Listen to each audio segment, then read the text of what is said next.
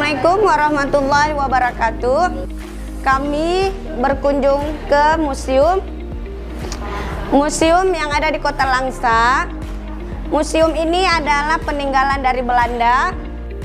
Museum Kota Langsa adalah museum umum yang berada di Gedung Balai Juang Kota Langsa. Sebelumnya gedung ini berfungsi sebagai kantor percetakan uang.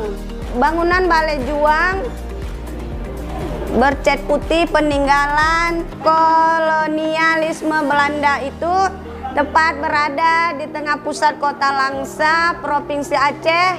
Arsiteknya bergaya Eropa.